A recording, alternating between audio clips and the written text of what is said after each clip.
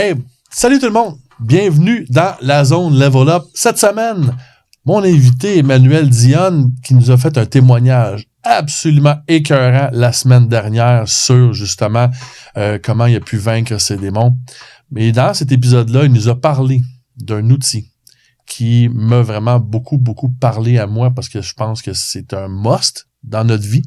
Il a parlé de faire l'inventaire moral, puis ça a piqué ma curiosité sur comment est-ce que lui percevait ça. Et évidemment, moi, j'ai ma propre perception. Puis c'est de ça qu'on jase aujourd'hui. On parle de c'est quoi faire un inventaire moral et ça sert à quoi? Faire un inventaire moral. Mon nom est Éric Guitard, puis on passe ça maintenant. La zone, c'est pour toi.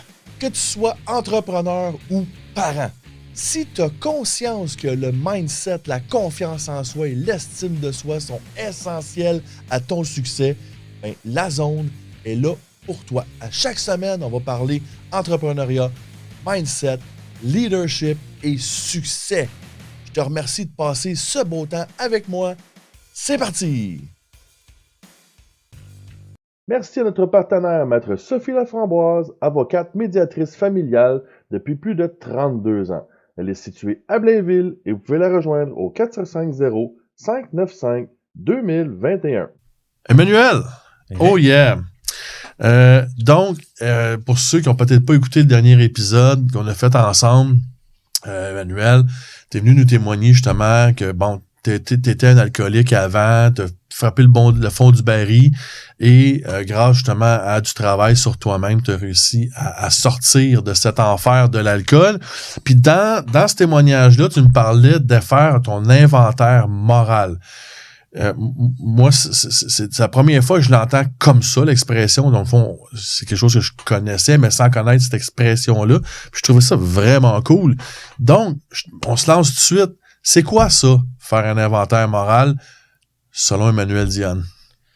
L'inventaire moral, en fait, c'est un exercice que j'ai fait pour... l'objectif, c'est de vider tes vidanges. Parce qu'on accumule des vidanges au fil du temps, au fil de nos expériences. On prend des mauvais plis parce qu'on apprend à se défendre de différentes manières. L'inventaire moral, ça permet, entre autres, de connaître ça. Donc, l'exercice est relativement simple. C'est un petit peu sneaky. C'est sneaky dans le sens que tu t'en vas dans une direction, puis finalement, tu t'en vas dans l'autre. Parce que ça apprend à mieux se connaître. Fait que la première exercice, c'est de savoir c'est qui les personnes qui t'ont fait du mal. Qu'est-ce que ça touche dans ton fond de toi? Oh, je me suis fait voler, mais ça touche à ma confiance et à la sécurité financière. Ou ma blonde m'a trompé, ça a touché telle affaire. Fait que là, tu as une liste de différentes personnes qui t'ont lésé dans ta vie. Puis, comme je dis, ça devient sneaky. À un moment donné, il retourne la question. Toi, qu'est-ce que tu l'aurais fait? Parce que dans une relation toxique, là, ça se fait pas nécessairement juste dans un sens. Mm-hmm. Parce que ça prend deux personnes. Fait que souvent, les gens te font du mal, puis toi, ben, tu rattaques par après, ou tu as fait des choses qui n'étaient pas correctes envers eux. Mm-hmm. Fait que la deuxième question, c'est toi, qu'est-ce que tu leur as fait? Je l'ai manipulé pour avoir du sexe, j'ai fait telle affaire. Qu'est-ce que j'avais aimé comme exercice, en fait, c'est que bon, t'apprends que t'es un plein de marde.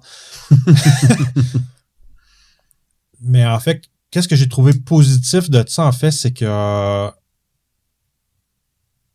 c'est le choix que tu peux faire. Si je fais cette action-là, c'est pas correct. Mais je peux faire le choix de ne pas avoir de le faire. C'est-tu vrai aussi de dire que tu te rends compte en faisant cet exercice-là que finalement, ben oui, il y a du monde qui peuvent t'avoir fait des lésés, qui peuvent t'avoir fait des choses pas correctes, mais qu'à l'inverse, toi aussi tu l'as fait, donc c'est dans les deux sens. Fait que on commence à prendre ses responsabilités un peu à travers ça, j'imagine.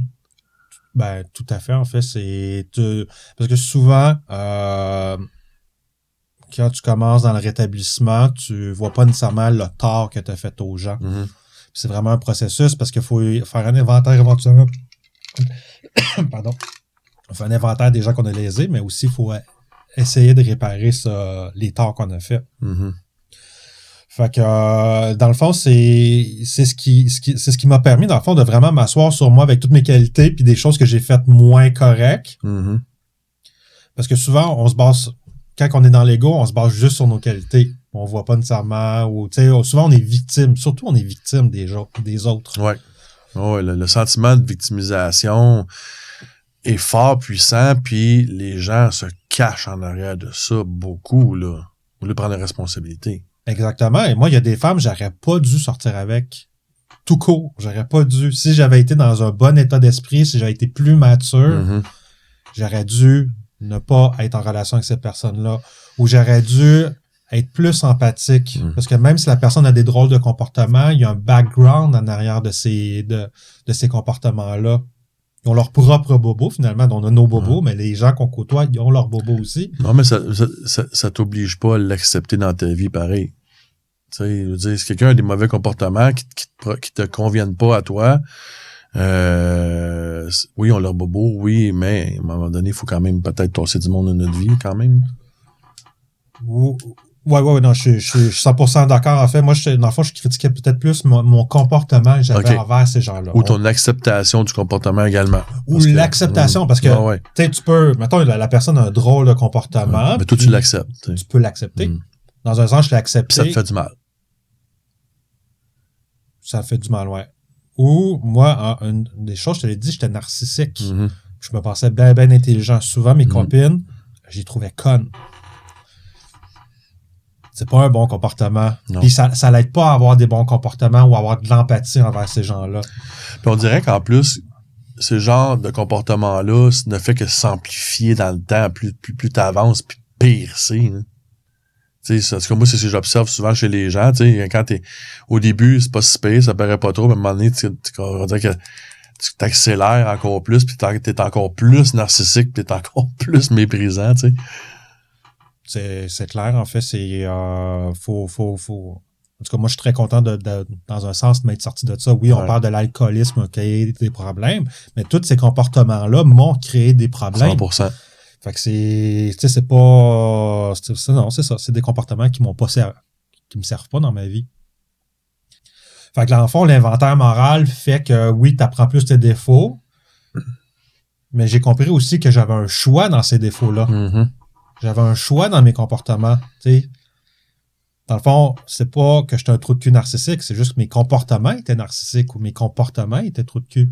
Fait que si je veux pas être cette personne-là, j'aime ça. J'ai juste à pas le faire. J'aime ça. Il y a une distinction entre le comportement que tu as et la personne que tu es. Il y a une distinction à faire. Puis moi, c'est des gens, tu sais, j'ai vu des témoignages, des gens qui disent, mais je volais, puis je volais, je mentais, puis les gens veulent pas être ça. Je suis pas un voleur, je suis pas un menteur, mais je volais, je mentais. Ça, c'est la distinction entre le comportement et la personne que tu es. T'sais. Exactement. Puis des fois, le comportement va en contradiction avec la valeur de la propre personne. C'est juste que la personne était malade, avait un problème de consommation. Fait que c'est pas... Dans le même ordre d'idée, à chaque fois que l'on agit contraire à nos valeurs, on s'attaque à notre estime de soi là, à grands coups de pelle dedans. Là. C'est vraiment une des façons faciles et rapides de détruire ton estime de toi-même, c'est d'agir contre tes valeurs. Si toi, t'es pas une personne, t'es pas un voleur, t'es une personne qui est honnête, mais que t'amènes à un comportement que tu voles des gens, ton estime vient de se détruire en mille miettes, là, c'est clair. Hein? C'est clair, parce que t'es vraiment contre toi. Puis souvent, les gens font... Ça arrive à tout le monde. T'aimes pas ça insulter les gens, mais... Ça arrive à tout le monde. C'est ça qu'il faut qu'on comprenne. Tout le monde, un jour ou l'autre, fait ce genre de comportement-là. T'sais, contraire à qui on est. Puis, tu sais, à un moment donné, on est bien bon pour se taper sa tête. Là, c'est ce qu'on se disait tantôt. La chose est facile au monde. C'est facile au monde, mais tabarouette. Parce que tout le monde a ces moments-là où est-ce que... C'est qu'on n'est pas fier. Fait que les gens qui nous ont fait du mal, qu'est-ce que toi tu leur as fait? On commence à faire cet inventaire-là. Après ça, on s'en va vers où? Moi, de mon côté, là, en formation, je fais faire à tous mes élèves un profil Nova. Profil Nova, c'est quoi? C'est un profil de personnalité. Donc, quelles sont les forces de ta personnalité? Quels sont tes angles morts? Parce que tout le monde qui m'écoute régulièrement savent que je déteste le mot défaut. C'est pas un défaut, là, c'est juste quelque chose que t'es moins bon. C'est un angle mort à faire attention. Parlons des valeurs un peu. Quelle place prennent l'inventaire de tes valeurs dans ton inventaire moral? Est-ce que... Pas faire souffrir inutilement les gens. OK. Pas les rendre misérables. Mais dans le fond, ce que je veux dire, là, c'est que moi, là, je demande à mes élèves ou à ceux que je coach de me donner, de me trouver, d'identifier, devrait être le meilleur mot, parce que c'est quelque chose que tu as dans toi, à mon avis, là, tes 3 à 5 valeurs non négociables. Puis qu'est-ce que ça veut dire pour toi? Parce que là, je pense qu'à ce moment-là, dans le dernier épisode, on parlait de remplir le contenant avec nos valeurs. Ouais. Mais il faut les identifier, ces valeurs-là. Donc, toi, comment tu as fait ça, cet exercice-là, d'identifier tes valeurs, de décrire ça? C'est quoi le processus pour toi? Merci à notre commanditaire, l'agence Casca. L'agence Casca est une agence de marketing 360 qui s'occupe de tout le marketing de ton entreprise. Que ce soit le marketing numérique, comme la création de sites web, de logos, de branding, les campagnes publicitaires sur les médias sociaux ou du marketing plus traditionnel, comme de l'imprimerie sur du papier ou des objets promotionnels allant de la tasse de café jusqu'au wrapping de ton auto. Avec Casca, si tu peux le rêver, nous pouvons le réaliser. C'est drôle parce que je trouve que c'est un processus. Oui, C'est pas quelque chose qui se décide comme « Oh, je veux être plus généreux » ou exemple, tu vois, je vais donner un exemple. C'est, tu sais, dans mes valeurs, une de mes valeurs, c'est de faire preuve d'humilité. Fait que je n'écris pas c'est toi, là, ça, on écrit ça dans des podcasts, mais je me souviens, il y a des années d'intérieur, elle m'appelle, elle me dit « Emmanuel, je fais un rêve d'enfant. » Puis là, je cherche un ébéniste pour qu'il puisse aider ce projet-là.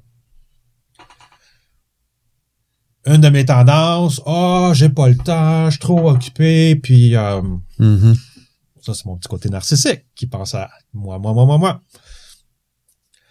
Puis il y a un événement, je pense, dans les mêmes temps, mon mentor qui m'aidait dans ma business, il est décédé d'une crise cardiaque à 46 ans. Puis cette personne-là était réputée par sa générosité. Il était ukrainien, il aidait des gens ukrainiens arriver au Canada, leur donnait du travail. Quand je l'appelais pour des questions business, je le dérangeais jamais. Puis je m'étais dit, si j'avais la moitié, si j'avais juste un pourcentage de sa générosité, je serais déjà mieux qu'aujourd'hui. Fait que finalement, la designer, j'ai rappelé la designer, je dis, garde, je vais te le faire. Ça va me faire plaisir. Fait que c'est ça, c'est on dit dans les événements, comme la générosité, je pense que c'est une valeur qui est importante pour moi. 100%. Puis qu'est-ce que ça veut dire pour toi être généreux? De pas en parler. Moi, ça, j'ai donné ci, j'ai donné ça. Ça, c'est plus l'humilité. Effectivement. Mais généreux, ça veut dire quoi? Moi, je connais Emmanuel qui a fait le défi d'être rasé, qui est très généreux. Donc, d'aider, c'est le rêve d'enfant, c'est la générosité. Ça, c'est des exemples. Mais maintenant, que ça veut dire, pousse plus loin l'exercice. Ça veut dire quoi être généreux pour Emmanuel? Mais généreux, c'est pas de donner ce que t'as pas, c'est donner le peu que t'as. Je vais donner, moi, c'est le temps. En étant papa, s'occuper d'une maison, gérer une business, le temps est pas nécessairement facile. J'en ai pas plein, disons. Donc, c'est de donner un peu de mon temps, de donner le peu que j'ai pour aider quelqu'un. Tout à fait. Les cheveux, ça semble bête, on sait pas nécessairement, mais faire pousser des cheveux, ça prend des années. Il y a une forme de, je veux pas dire fierté, il y a une forme d'investissement là-dedans.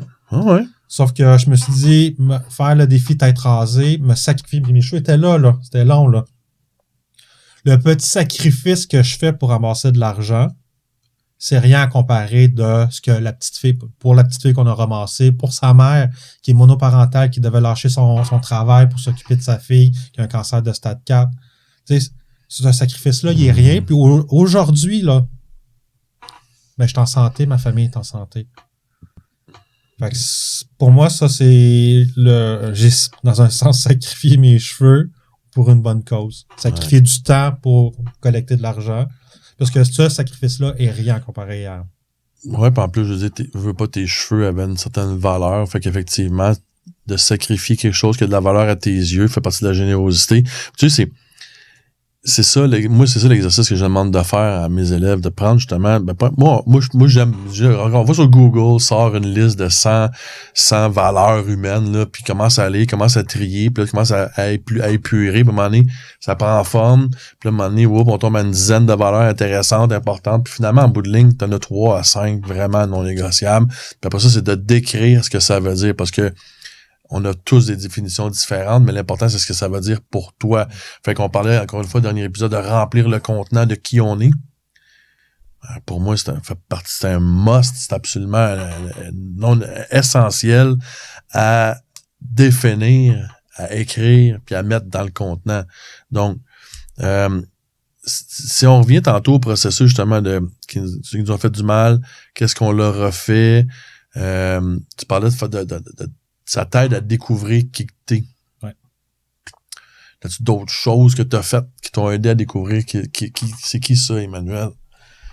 Qu'est-ce qu'il aime, qu'est-ce qu'il aime pas? Ouais, c'est ça, parce que même si je fais un processus pour être mieux qu'hier, je suis loin d'être parfait, puis ça va être de même toute ma vie. By the way, personne n'est parfait. Regarde, on va mettre ça out of the... C'est clair, là. Je pense juste l'important, c'est d'essayer d'être mieux qu'hier. Ouais, toujours un peu mieux qu'hier. T'as mis le doigt sur quelque chose d'intéressant tantôt que moi, je fais dans ma formation Level Up, c'est que tu parles de modèle. T'avais un mentor qui, tu t'es dit, hey, lui, là, si je suis la moitié généreux de ce que lui est, je vais me sentir bien, mais je pense que d'avoir des modèles, puis tu sais, un modèle, encore une fois, on l'a dit, on n'est pas parfait. Là. Il n'y a personne de parfait. Fait que c'est pas une perfection à viser, à mon avis, là, mais c'est plus à dire, hey, moi, là, cette personne-là, j'admire ce comportement-là, ou j'admire cette valeur-là. J'aimerais ça me tendre vers là. Cette personne-là, j'admire, par exemple, sa discipline. Hey, j'aimerais ça être discipliné comme lui ou elle. Ça donne des points de repère. Si on peut dire ça de même. Je vais donner un exemple. J'avais un problème d'alcool. Théoriquement, je l'ai encore, je peux pas boire. Ou je peux pas boire si je veux pas avoir les conséquences qui viennent avec. Surtout ça. Mais si je veux arrêter de boire, ça se fait pas tout seul. Il y a des gens qui m'ont aidé. Il fallait que je me tienne avec du monde meilleur, dans un sens, dans ce domaine-là, meilleur que moi. Oh ouais. Comme, OK, ça se fait. Oh shit, ça fait 30 ans qu'il y a un gars qui a arrêté de boire. Et quand t'es rendu à ton 10e jour d'abstinence, tu vois quelqu'un qui a 30 ans, toi, dans ta tête, c'est trop loin. Sauf que ça se fait. Au même titre, dans la business, moi, je me tiens avec du monde qui ont plus de succès que moi. C'est pas ça pour les licher ou avoir un peu de cette valeur-là. C'est qu'il y a des gens qui ont passé avant moi, qui sont meilleurs que moi ou qui ont plus d'expérience que moi. Moi, je me tiens à côté d'eux parce qu'ils peuvent te donner des trucs. Moi, je suis quelqu'un d'orgueilleux. J'essaie de réduire mon ego, mais je suis quand même quelqu'un qui est orgueilleux. Fait que je demanderai pas d'argent ou je demande jamais d'argent parce que moi, je suis plus du genre, hey, comment tu as fait? Donc, veux pas, cette humilité-là m'aide à apprendre des choses. Puis des fois, c'est juste du gros bon sens, mais que si tu le sais pas, tu le sais pas. Ouais. Fait que on disait que ça venait avec du monde qui était meilleur des modèles. Mais encore une fois, il faut y réfléchir à ces modèles-là. Ouais. Tu sais, à la base, là, je veux dire, il faut prendre le temps. Faut prendre le temps de s'asseoir avec soi-même puis de réfléchir aux modèles qu'on a autour de nous autres. Ou, tu sais, je donne souvent des exemples, là, ça peut être des acteurs, ça peut être des athlètes professionnels. L'idée, c'est juste de réfléchir à puis de comprendre qu'est-ce qu'on aime. Tu sais, par exemple, moi, un de mes modèles que j'aime beaucoup, c'est The Rock. OK? Pourquoi? Ben, évidemment, je connais pas la personne personnellement, mais moi, ma perception de ce gars-là, c'est au niveau de sa discipline, au niveau de son charisme. J'adore la dualité, moi, entre le gars qui est 6'4", 260 livres et le père de famille. Il a cette espèce de charisme-là. Il peut être très, très drôle, mais en même temps, peut aussi te virer à l'envers. Moi, j'ai cette dualité-là en dedans de moi, puis j'aime jouer là-dedans, puis j'aime me percevoir comme étant quelqu'un de sympathique, drôle, charismatique, mais asti, pile-moi pas ses pieds parce que ça peut-être le regretter. C'est comme. Ben moi, The Rock, je le perçois de même. Fait que c'est comme un modèle pour moi. Ou utiliser même des super-héros. Dans le même ordre d'idée, toujours dans cette idée de dualité-là, moi, l'incroyable Hulk est un de mes modèles. Parce que Hulk, t'as le docteur qui est le scientifique. Moi, j'ai un bac en sciences. J'ai enseigné chimie, physique, bio au secondaire. J'ai un esprit très scientifique. Puis l'autre côté, t'as la bête qui est énorme puis qui peut tout péter dans la place. Cette dualité-là, moi, je l'aime bien, bien gros. Puis j'ai toujours, je me souviens, j'écoutais le Hulk dans les années 70 avec Lou Ferrigno. Là, j'écoutais ça à la télé. J'ai toujours aimé ce personnage-là. J'ai une attirance naturelle avec lui. Ben, aujourd'hui, j'en ai un peu de modèle de, OK, ouais, parfait. Oui, je suis grand, gros, costaud, mais il y a de quoi, il y a une intelligence, il y a un côté intellectuel très fort. C'est ça, je veux dire aussi par des modèles. Ça peut être aussi banal que ton mentor ou ton, justement, tu parlais d'avoir des gens autour de toi qui ont réussi plus longtemps, mais ça peut être beaucoup plus abstrait, entre guillemets, mais l'idée, c'est d'avoir cette espèce de modèle-là en tête. Faut que tu y réfléchisses. Puis, ben, j'aime ça que tu apportes ça. Exemple, en business, Donald Trump a beaucoup plus de succès que moi. Mais c'est pas une personne que je veux ressembler. Non. Au même titre qu'Elon Musk a beaucoup plus de succès que moi, puis moi, je te trouve narcissique, fatigant. Puis c'est pas ça que je veux devenir. Mais tu peux admirer chez cette personne-là cette espèce de no fear. Elon Musk a peur de rien, puis il rentre dans ses projets tête à pleine porte. Ça, tu peux l'admirer quand même, et même si la personne en tant que telle, tu l'admires pas, tu peux admirer un trait de cette personne-là. Tu sais, Trump, il y a une chose que j'admire de ce gars-là, c'est sa grande capacité à arriver, man. Peu importe comment il arrive, moi, je suis zéro d'accord avec sa façon de penser, puis c'est une personne que je trouve absolument détestable, mais quand il dit qu'il s'en va là, il s'en va là. Puis ça, j'admire ça chez lui. Même si le personnage est horrible, tu sais. Mais tu peux quand même trouver un trait et dire, OK, non, moi, ce trait-là, j'aime ça, puis je veux, tu sais, je m'y attache, tu sais. Je vais te donner un exemple, moi, Warren Buffett, moi, je trouve que c'est un beau modèle. Tu sais, oui, c'est vrai qu'il a déjà été un des hommes les plus riches au monde. Ouais, mais être riche, c'est pas un problème. Être riche, c'est pas un problème. Mais c'est ce que tu fais avec. Il vit humblement. Même, les gens ne paraissent pas, mais pas Donald Trump, mais Warren Buffett, il habite dans sa maison depuis les années 50. Il a une vieille minoune comme voiture, puis il donne beaucoup à des... il donne des milliards. C'est un philanthrope. Il donne des milliards. Il donne des milliards, là.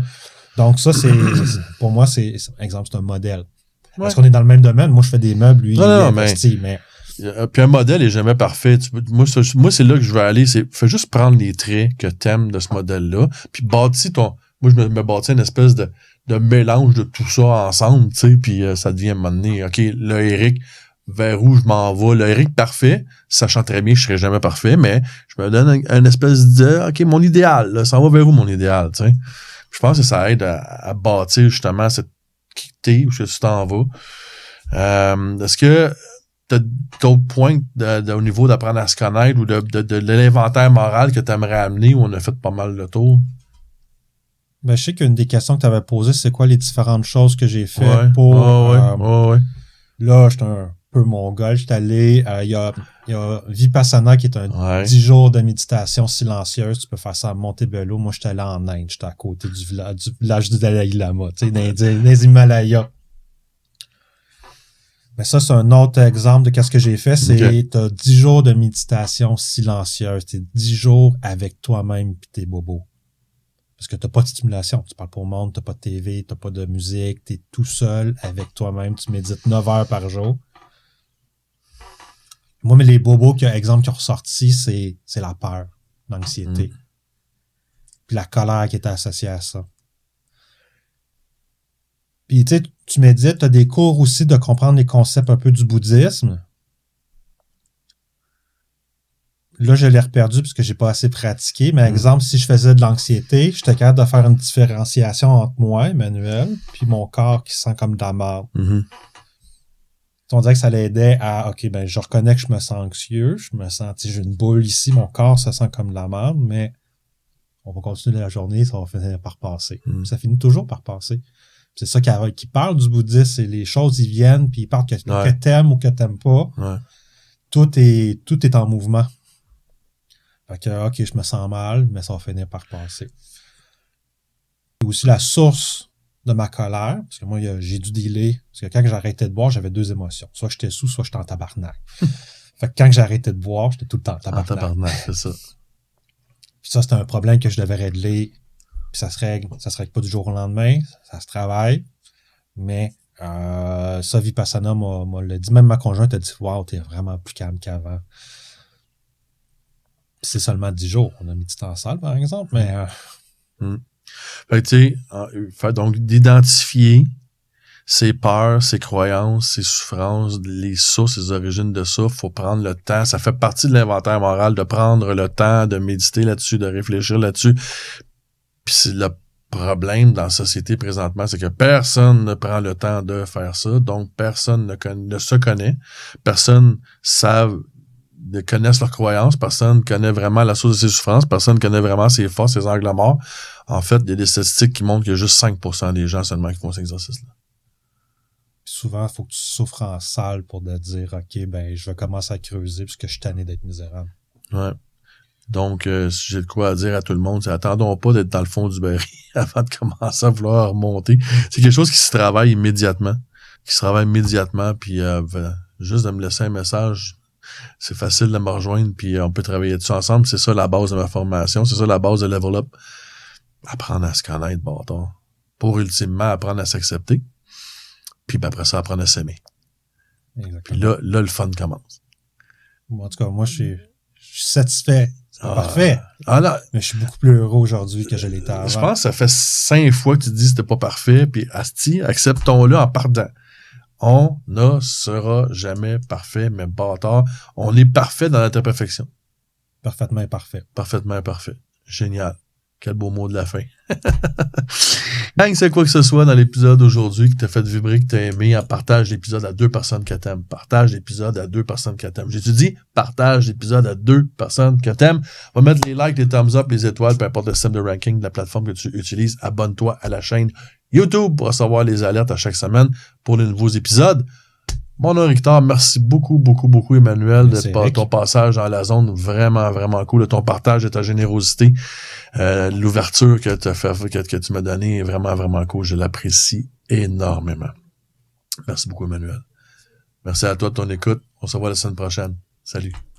Si le contenu de ce podcast t'a interpellé, si le contenu t'a intéressé ou si tu crois que le contenu pourrait intéresser ou interpeller quelqu'un que tu aimes, s'il vous plaît, partage ce podcast, va indiquer les thumbs up, les étoiles ou peu importe le système de ranking de la plateforme que tu utilises. C'est comme ça que tu peux m'aider. Merci beaucoup d'avoir passé ce temps avec moi et passe une super de belle semaine.